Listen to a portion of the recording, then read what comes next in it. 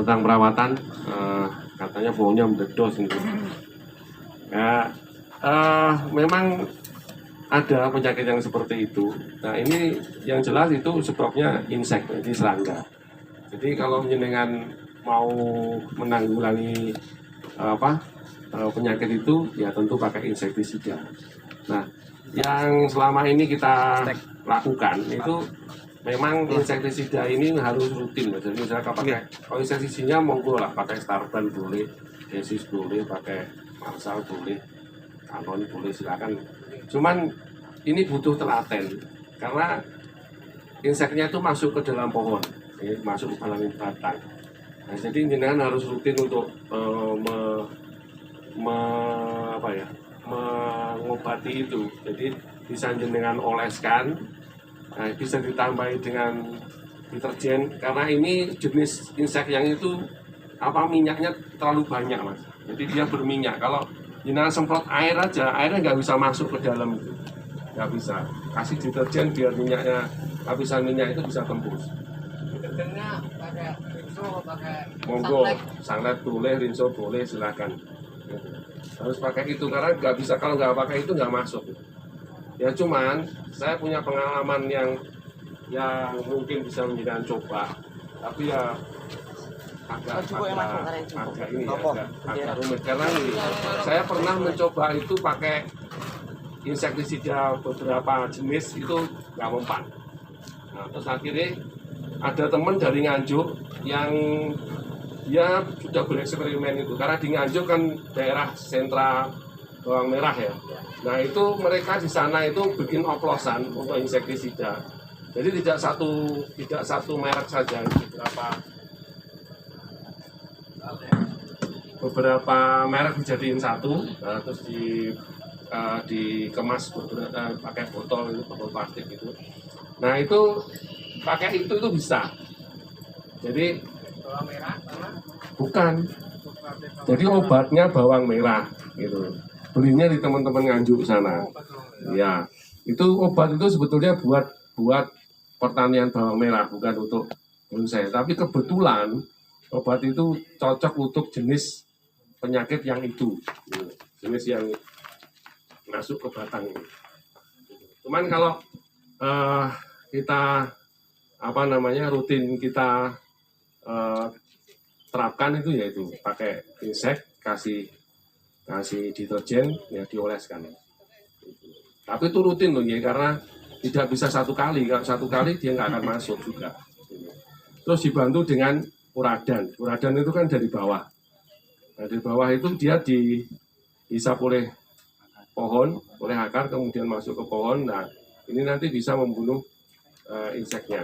Jadi di samping dari ini, dari olesan atau semprotan juga dibantu oleh uradan yang dari media. Silakan dicoba dulu nanti.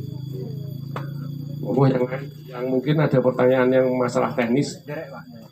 Iya, monggo. Terima kasih. Tadi disampaikan bahwa langkah awal yang harus kita tahu adalah ketika kita menemukan bahan di alam, misalnya kita ndongkel, konsep ini mau kita bawa kemana? Mungkin nanti Bapak bisa berbagi tips. Bahan ngeten iki konsepnya begini loh. Bahan ini ojo dipaksa yang formal. Artinya ini harus buncin dan sebagainya. Itu yang pertama. Terus yang kedua, berapa persen kita belajar bonsai ketika di prosentase, berapa persenkah kita meniru konsep alam? Mungkin sementara niku, terima kasih. Terima kasih. Pertanyaannya Mas Demis bagus. Tips dari saya untuk mencari bahan dari alam ya, karena kita masih mengandalkan itu. Tipsnya adalah pertama yang penting referensi, karena kita bagaimanapun perlu contoh di dalam pikiran kita itu untuk mencurahkan ekspresi seni kita. Harus semakin banyak melihat bonsai, Pak. Harus semakin banyak melihat bonsai yang jadi. Ya. Dan referensi, monggo kalau penjenengan lihat bonsai jadi itu bisa dari YouTube, bisa dari Google, bisa dari website atau apa, atau majalah atau apa, silahkan. Itu semakin banyak referensi yang jenengan dapat, akan semakin tajam jenengan dalam memilih pohon ataupun dalam memaksimalkan pohon. Nah, tetapi referensi yang paling penting, yang paling bagus adalah di event, pameran atau kontes. Karena di situ penjenengan lihat real pohon.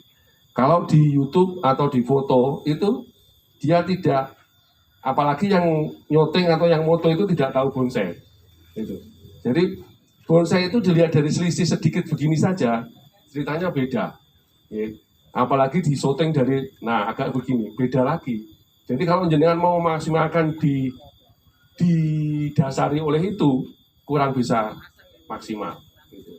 Tapi kalau jenengan lihat langsung seperti ini, jenengan bisa menghasilkan. Kalau punya saya bahan seperti ini, akan saya maksimalkan seperti itu dan seterusnya. Terus kemudian jenengan bisa lihat, oh ternyata pohon-pohon yang bernilai tinggi itu yang seperti ini. Gitu. Cara memaksimalkannya seperti ini. Terus cara mengkonsepnya seperti ini. Jadi yang paling penting referensi. Jika penjenengan belum punya ilmu, referensi dulu. Paling banyak referensi.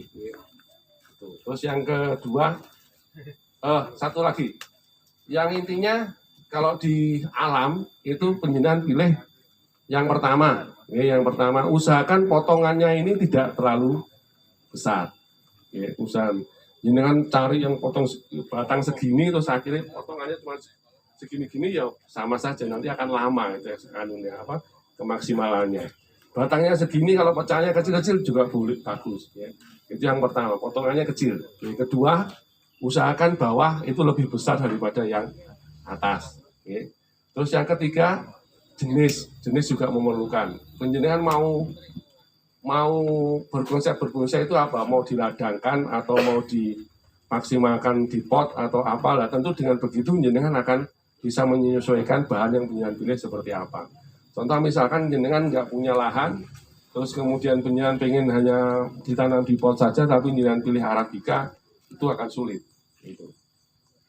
Tapi kalau jenengan di pot saja, terus jenengan pilih bahan yang kecil-kecil, misalkan pakai serut atau pakai ipre atau apa, ya nggak masalah, karena tidak terlalu butuh lososan yang besar, yang panjang. Itu tipsnya. Terus yang kedua tadi pertanyaan lupa saya. Berapa persen? Berapa persen? Okay.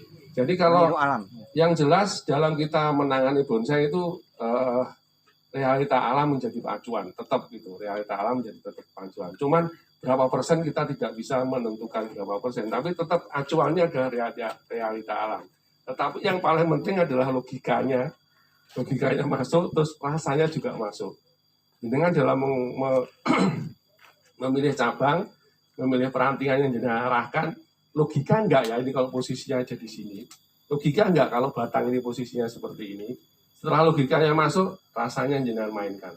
Rasanya enak enggak? Itu saja. Referensi, logika alam, dan rasa. Logika dan rasa. Dan itu semakin tajam apabila jenengan semakin sering trial and error. Jadi latihan terus. Kalau selama jenengan latihannya kurang, ya maksimalnya juga akan kurang. Gitu. Yang lain, monggo.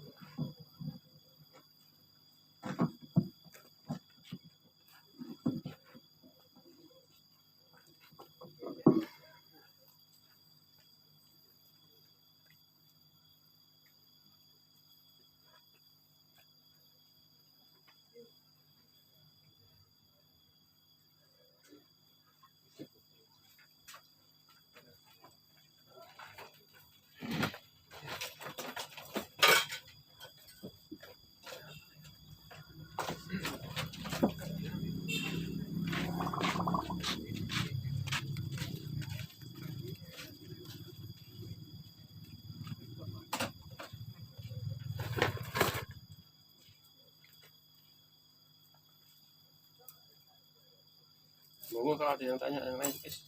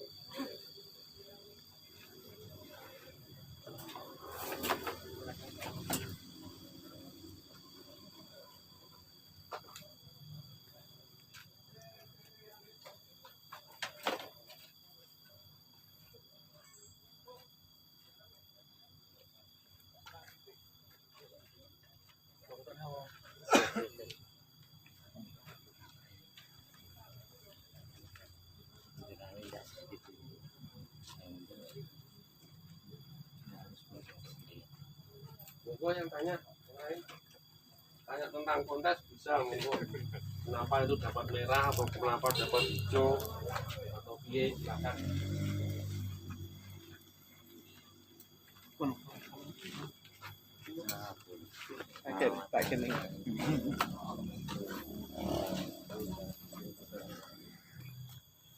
Mas Tobel menang. Halo Mas.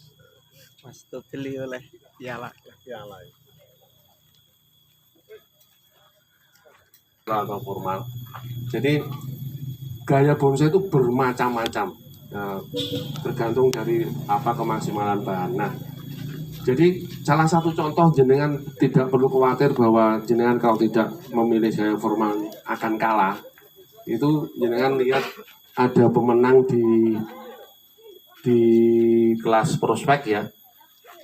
Kalau nggak salah dari ranking 1 dan 2 itu bukan gaya formal.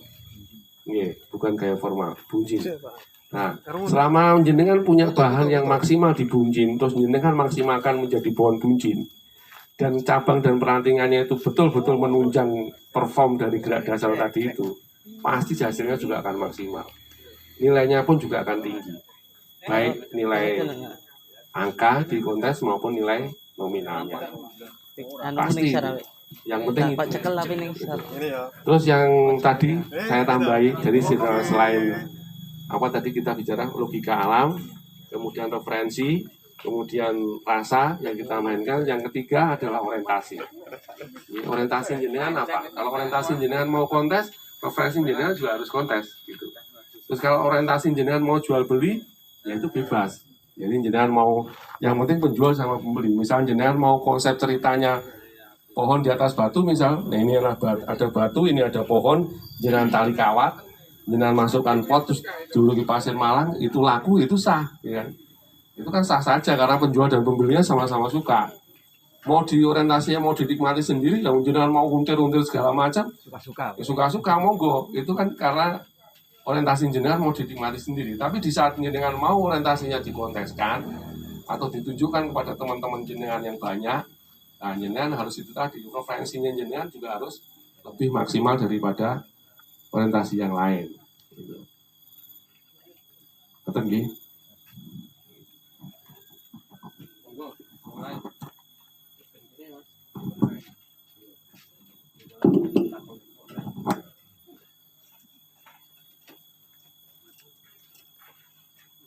Yang lainnya.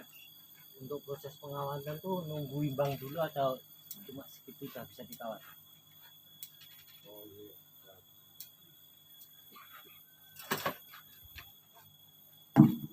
Sekali lagi ini ada pertanyaan teknis. Nah, kalau tentang pengawatan, jadi di saat kita memproses pohon itu seyogianya, atau kita dalam berprogram pohon atau kita dalam mengekspresikan seni, seyogianya tadi itu ilmu kita dapatkan dari mana-mana, tapi jangan sampai ilmu yang kita dapatkan itu justru malah mengekang kita dalam berekspresi. Jadi kalau jenengan terlalu berpatokan mana dibesarkan dulu atau dikawat dulu atau itu nggak jalan-jalan. Jadi yang penting butuhnya apa dulu gitu. Misalkan butuhnya dibesarkan gitu. Dibesarkan ini ada prosesnya jenengan arahkan cabang ini sesuai tujuannya, sesuai dengan arah tumbuh yang jenengan inginkan. atau penjenengan arahkan alurnya sesuai dengan yang penjenengan inginkan. Nah, kalau penjenengan bikin alur yang penjenengan sesuai dengan inginkan itu, misalkan alurnya yang dinamis seperti ini, boleh jenengan wiring dulu sebelum jenengan sebelum jenengan loskan, ya dikawat dulu biar ada menggoknya gitu, baru nanti diloskan. Kalau kalau nggak butuh itu diloskan dulu, nah, kawatnya nanti gitu. Tergantung jenengan mawon bagaimana enaknya gitu. Hanya catatan kalau jenengan pakai wiring dulu sebelum dilos, ini ada beberapa catatan. Pertama, cabang ini biasanya besarnya lama. Kedua, contoh misal, ini kita wiring dari sini terus kita besarkan misal, kita butuh besar segini misal butuh segini. Nah, pada dalam bonsai itu kita juga ditentukan oleh tahapan. Tahapan itu yang tadi saya bilang ini ada besar, ada kecil, ada lebih kecil lagi, lebih kecil lagi, lebih kecil lagi, kan gitu. Nah, kalau ini jenengan lepas los sana, padahal ini kita wiring juga, ya kan? Kita udah wiring sampai sini nih, diliu-liukan gitu. Itu kan kita butuhnya kan cuma segini toh, ya kan? Padahal kita wiringnya setengah mati nih. Kalau cuma satu pohon, kalau pohonnya itu 100 misalnya, berapa kental itu kawatnya, ya kan? Gitu. Jadi monggo menyesuaikan saja Pak. Jadi tidak usah ada iki oponensi ya, iki diapane ya, mengalir saja gitu. Kalau butuh dilepas dulu dilepas, butuh dikawat itu saja. Sesuai dengan imajinasi jenengan. Gitu. Hanya tadi catatan kalau misalkan ini kita butuh pembesaran, tentu jangan sampai dipotong dulu. Gitu. Cuman itu pun juga ada catatannya Pak. Catatannya begini. Misalkan kita ini ngelos ya. Nah, terus kita ada ilmu kita, nek ngelos sih ojo diketok sik misalnya ini. Nah, terus dibene itu. Padahal di sini tidak ada pecahan. Ini nggak ada, hanya lolos saja situ. Nah, tentu di saat kita udah proporsinya sudah kita dapatkan, kita potong. Nah, nggak dapat ini cabangnya. Nah, cabangnya ini di pecahannya gitu. Nah, makanya kalau kita nggak ada pecahan juga harus kita potong dulu. Biar dia mecah ada cabang, baru kita los lagi. Itu tapi dalam proses yang masih kecil, jangan yang masih sudah besar terus jangan potong, mecah terus jangan los lagi gitu, jangan. Tapi prosesnya yang masih kecil dulu, potong biar dia mecah, baru kita pilih arah tumbuhnya yang sesuai dengan keinginan kita lepas lagi. Dengan harapan nanti kalau proporsinya sudah kita dapatkan, kita potong, kita sudah dapat pecahannya. Gitu. Ngerti nggih?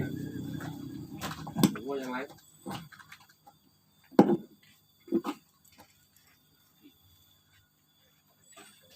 Menentukan gerak dasar, pertama memilih cabang, berdasarkan bahan. Oh, khusus bahan ini ya. Nah, ini saya bilang bahan-bahan ini, tapi nanti ini juga kurang lebih berlaku untuk dalam pemilihan semua bahan ya. Nah, yang pertama yang kita pilih adalah lihat dari pangkal dulu ya. Karena gerak dasar itu diawali dari pangkal batang, dalam hal ini kita sering bilang kaki ini, sampai alur ke atasnya.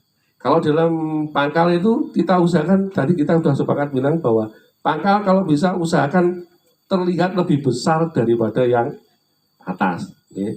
Yang pertama itu. Terus kemudian yang kedua kita alurnya, jadi pangkal ke alur ini berurutan. Gitu. Berurutan, jadi dari besar ke kecil, kemudian liukannya, kedalamannya juga lebih kelihatan. Gitu. Terus yang ketiga, beberapa cabang yang kita asumsikan ini nanti akan kita menunjang dari gerak yang kita pilih, itu ada, tersedia. Misal contoh, ini jika kita milih alur yang seperti ini, sampai ujung ke sini, ini ada isian 1, isian 2, isian 3, sampai ujung nih. Ini ada kepala 1, kepala 2, nah seperti itu. Jadi kita ada orientasi, ada faktor penunjangnya. Terus di sini ada back yang 1 di sini, nanti kita buat isian. Karena ini liukan, kita butuh isian yang ada di sudut, ya. Kita butuh isian yang ada di sudut. Nah, kebetulan di sini ada. Nah, kita pakai itu. Nah, jadi untuk pemilihan alur itu sisi depan yang jadi pertimbangan itu yang pertama pangkalnya, kemudian alurnya, kemudian cabang-cabang isian yang menunjang perform dari gerak yang kita pilih tadi. Terus yang menunjang lagi yang kelima adalah usahakan gerak itu juga ada dimensinya, ada dimensi ruangnya, ada kosong, ada isi, ada kosong, ada isi. Nah, gampangnya kita berpikir atau apa namanya, enaknya ngomong lah gitu ya. Itu usahakan batang itu bentuknya seperti ini.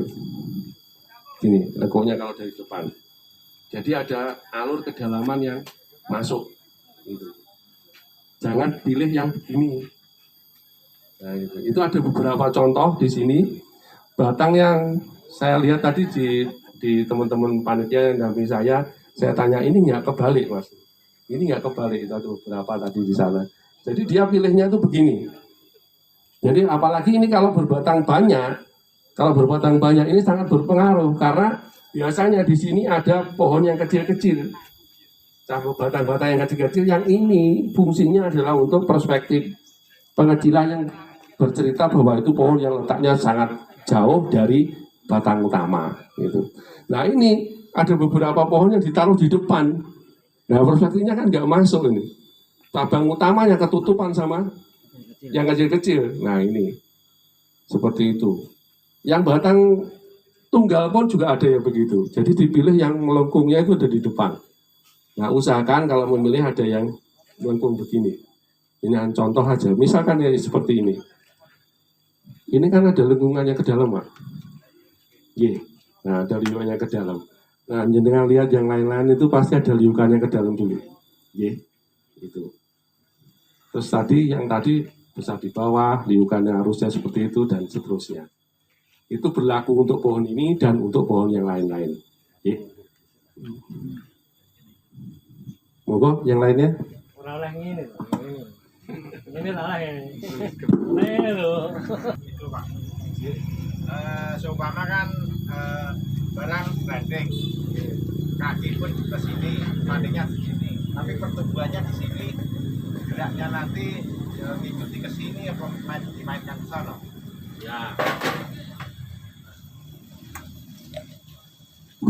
Ya, ini pertanyaan bagus dari Mas Agus. Jadi kalau saya sering mengistilahkan ini pemberatan arah tumbuh. Jadi setiap pohon itu pasti ada pemberatan arah tumbuh. Walaupun dia berbatang banyak, itu pasti ada pemberatan arah tumbuhnya. Jadi yang pemberatan arah tumbuh ke kiri, berarti yang ke kiri lebih kecil. Kalau ke kanan, berarti yang kanan lebih kecil gitu. Begitu pula dengan yang pohon yang slanting seperti tadi. Tentu kalau dia pemberatannya ada ke kanan, nah maka kemaksimalan pohon itu juga harus ke kanan. Nah, biasanya itu ditengarai oleh panjangnya cabang pertama yang arahnya ke kanan. Terus kedua ditengarai oleh posisi mahkota yang cenderung ke kanan. Liukan terakhir ini ke kanan. Kalau ini pemberatannya ke kanan terus liukan terakhirnya ke kiri, nah ini ya tadi kita kembali ke logika dan rasa ini udah nggak pas. Gitu. Jadi kalau jenengan bikin pohon itu asimetris, yang tidak simetris, yang non simetris, jadi arah tumbuh pemberatan ini juga harus pertimbangkan. Kalau arah pemberatannya ke kanan, nah tentu cabang yang pertama atau cabang yang besar itu akan mengarah ke kanan. Kedua, kepala itu kalau pemberatannya ke kanan, tentu liukan terakhir itu akan ke arah ke kanan, tidak arah ke kiri. Nah, sedangkan yang ke kiri, cabangnya itu hanya untuk penyeimbangnya saja. Jadi kalau jenengan sudah konsepnya ini akan slanting atau pemberatan ke kanan, ya jangan dibuat podo kiri kanan. Jadi yang kiri ya harus sesuaikan saja. Kalau misalkan panjangnya sekian, ya kirinya cuma sekian, itu saja. Itu, Wonten Mas. Bukannya dengan kaki, makanya kakinya itu kan di sebelah kanan. Terus sementara kan goyangnya kan sebelah kiri, goyangnya kan sebelah kanan. Itu arah yang di atas itu mainnya nanti ke kanan atau ke kiri. Nah, kalau kaki, kalau biasanya kaki ini logikanya Mas, kalau arahnya kaki itu ke kiri, tentu pemberatannya akan ke kiri. Meskipun batang besarnya ke kanan. Meskipun begitu. Tetapi kalau jenengan itu nanti batangnya itu yang batang itu besar itu ke kanan, nah usahakan posisinya ini sedemikian rupa supaya kaki ini tidak menimbulkan masalah. Jangan ditonjolkan terlalu tinggi, ditonjolkan kecil saja. Jadi kalau dia penjenengan tonjolkan terlalu tinggi, akan terlihat bahwa dominasi akar ini akan kelihatan dan secara visual ini mengganggu. Kalau arahnya ke kanan terus di sisi kiri ada akar yang sangat besar gitu. Nah ini jenengan titik beratkan, maksud jenengan pilih mana? Karena itu masih ada faktor lagi yang menunjang Mas. Faktornya adalah gerak batang ini. Kalau gerak batang ini masih mendukung kakinya, yang mending ini dikalahkan cabang yang ke kanan. Nah, jadi kita harus membesarkan cabang yang ke kiri. Tapi kalau geraknya ini mendukung cabang, nah kakinya yang dikalahkan. Kalahkannya gimana? Usahakan itu lebih dalam sehingga kakinya tidak begitu dominan kelihatan. Gitu ya. Nah, atau dengan gaya yang lain. Karena kalau misalkan jenengan pilih gaya slanting, itu termasuk gaya natural. Jadi natural itu ada tegak, miring, ya, merebah sama merunduk. Nah, jika penjenengan milih miring itu berarti kan dia masih masuk gaya natural. Nah, otomatis kalau penjenengan konsepnya itu natural, kaki harus dituntut sempurna, tidak hanya satu sisi saja. Nah, kalau jenengan hanya punya kaki satu sisi, tentu jenengan jangan maksa itu untuk bagi pohon natural. Ganti konsep jadi pohon bunjin atau dan seterusnya. Nggih. Ngatur Mas Gun. Monggo. Mas prospek untuk brand itu yang dinilai apa gradasinya atau mungkin dari biasanya teman-teman khususnya pemula ini prospek itu harus dikawati seperti ngayu untuk masuk nilai atau tidak.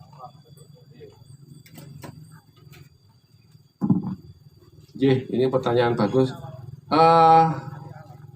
Sesuai dengan juklat dari juri nasional PBBI, kalau untuk prospek itu yang dinilai hanya grad dasarnya Mas.